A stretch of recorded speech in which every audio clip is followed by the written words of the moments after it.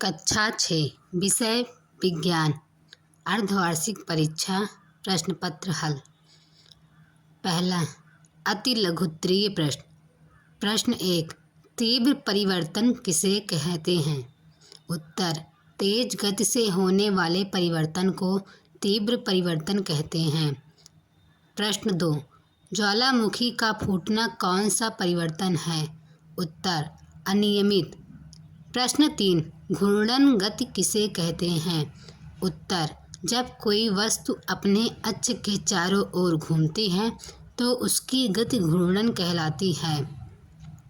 प्रश्न 4, यातायात के साधनों में किसकी गति अधिकतम होती है? उत्तर, वायुयान की। प्रश्न 5, बच्चा झूला झूल रहा है, बच्चा किस प्रकार की गति कर रहा है? उत्तर, दोलन गति। प्रश्न 6, नागफनी किन स्थानों में उगती है? उत्तर, नागफनी शुष्क स्थानों में उगती है। प्रश्न 7, दीमक के घर को क्या कहते हैं? उत्तर, दीमक के घर को बॉबी कहते हैं। प्रश्न 8, सर्वाहारी जंतुओं के 3 नाम लिखिए। उत्तर, सर्वाहारी जंतु कुत्ता, भालू तथा मनुष्य हैं। प्रश्न 9, श्वसन क्रिया में बाहर निकलने वाली गैस कौन सी होती है? उत्तर, श्वसन क्रिया में बाहर निकलने वाली गैस कार्बन डाइऑक्साइड CO2 होती है। प्रश्न 10, कछुए का जीवन काल कितने वर्ष का होता है? उत्तर, कछुए का जीवन काल लगभग 120 से 150 वर्ष का होता है। लघु उत्तरीय प्रश्न। प्रश्न 11, अनुकूलन किसे कहते हैं? उत्तर, आकृति, आकार, रंग, रूप, संरचना तथा आवास संबंधी लक्षणों में ऐसा परिवर्तन जो सजीव को विशेष पर्यावरण में सफलतापूर्वक जीवित रहने में सहायक होता है, अनुकूलन कहलाता है। प्रश्न 12, पोषण तथा पोषक तत्व का क्या अभिप्राय है? लिखिए। उत्तर, भोजन में पाए जाने वाले विभिन्न प्रकार के पोषक तत्वों द्वारा शारीरिक आवश्यकताओं की पूर्ति करना ही पोषण है। भोजन में पाए जाने वाले जो तत्व हमारे शरीर को स्वस्थ एवं निरोग रखते हैं वह पोषक तत्व कहलाते हैं।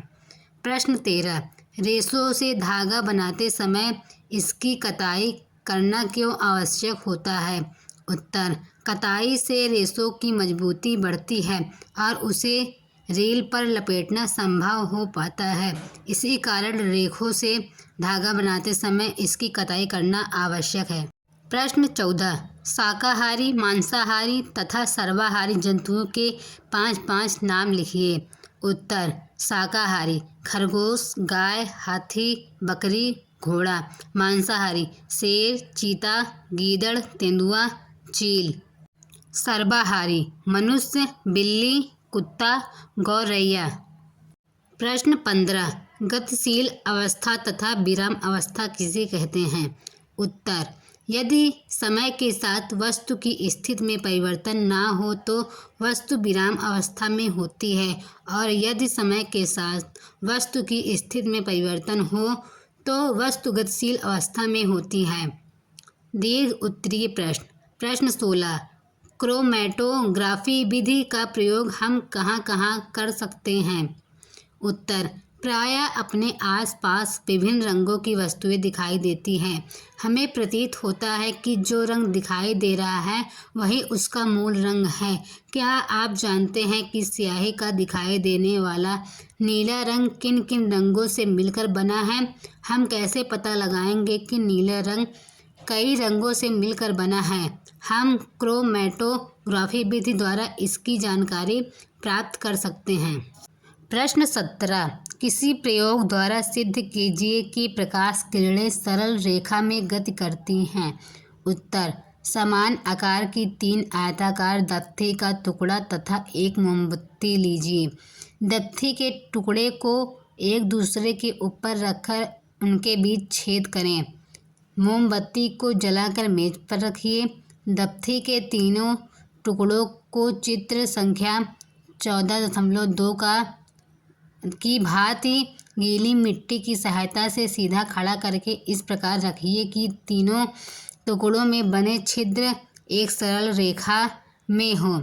मोमबत्ती को इस प्रकार प्रथम टुकड़े के सामने रखिए ताकि इसकी लौ छिद्रों के सामने हो। अंतिम दफ्ती के टुकड़े के सामने नेत्र द्वारा मोमबत्ती के लौ को देखिए। क्या आपको मोमबत्ती की लौ दिखाई पड़ती है? हम मोमबत्ती की लौ को अंतिम दफ्ती के टुकड़े के छिद्र द्वारा देख सकते हैं। अब बीच वाले टुकड़े को थोड़ा इधर उधर खिसकाइए। क्या देखते हैं? अब मोमबत्ती की लौ दिखाई नहीं देती है। इसका क्या कारण है? बीच की दफ्ती के टुकड़े को थोड़ा इधर उधर खिसकाने पर सभी छिद्र एक सरल रेखा में नहीं रहते हैं, जिससे मोमबत्ती के लौ का प्रकाश बीच वाले दफ्ती के टुकड़े से नहीं निकल पाता है। इसी कारण मोमबत्ती की लौ नहीं दिखाई पड़ती है। अतः इस क्रियाकलाप से यह सिद्ध होता है कि प्रकाश का गमन सरल रेखा में होता है। प्रश्न 18। पारदर्शी, पारभासी तथा अपारदर्शी वस्तुओं की परिभाषा लिखिए। अपने आसपास दिखाई पड़ने वाले वस्तुओं में पारदर्शी, पारभासी एवं अपारदर्शी वस्तुओं के नाम लिखिए। उत्तर: पारदर्शी ऐसी वस्तुएं जिसमें होकर प्रकाश आर पार निकल जाता है, उन्हें पारदर्शी वस्तुएं कहते हैं। जैसे स्वच्छ कांच, स्वच्छ जल, ग्लिसरीन आदि। पारभासी ऐसी वस्तुएं जिनसे होकर प्रकाश केवल आंशिक भाग बाहर निकलता है, उन्हें पारभासी वस्तुएं कहते हैं। जैसे घिसा हुआ कांच, ट्रेसिंग पेपर, तेल लगा हुआ कागज आदि। अपारदर्शी ऐसी वस्तुएं जिनसे होकर प्रकाश बिल्कुल नहीं निकल पाता है, उन्हें अपारदर्शी वस्तुएं कहते हैं। जैसे दफ्ती का टुकड़ा, लकड़ी का टुकड़ा आदि।